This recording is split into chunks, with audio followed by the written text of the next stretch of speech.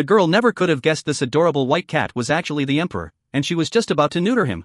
Not long before, she'd been a consort banished to the cold palace right after she traveled through time. She didn't feel devastated. Instead, she worked as a vet, treating the palace animals to save up money. All she had to do was wait out 5 years of the storyline, and the emperor would die, leaving her free to leave the palace. With that in mind, she grew even more hopeful about the future. But then, a eunuch rushed in with bad news. The emperor had issued an edict to tear down the cold palace.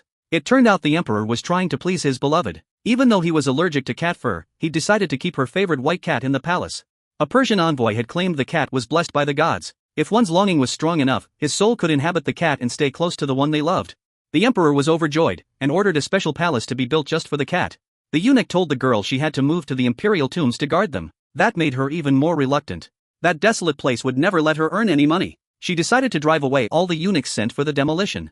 But to her shock, the emperor showed up in person. She quickly told her maid to shout out that she was too sick to receive him. But the emperor saw right through her trick and kicked the door open. The moment he stepped into the cold palace, he turned into the white cat without any warning. His paws and tail proved this wasn't just his imagination. In a panic, he let out a terrified meow.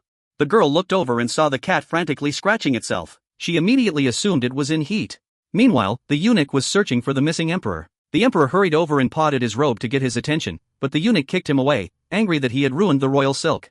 Just as he was about to hit the cat, the girl rushed over and picked him up. She said the cat had just been neutered and was emotional. The eunuch left to continue his search. The emperor tried to call him back, but the girl gave him a big kiss and carried him inside. She tied his paws and gently ran a cold scalpel over his belly, making him meow in terror again. She comforted him, saying it was just a joke, then treated the bruise from the kick. Her gentle bandaging made the emperor think of his beloved, who had once saved him the same way. When she finished, the girl pressed her face against his fluffy belly. His face burned red, even though he was only a cat. Then she picked him up and stroked his fur. Unable to resist, he covered his eyes with his paws.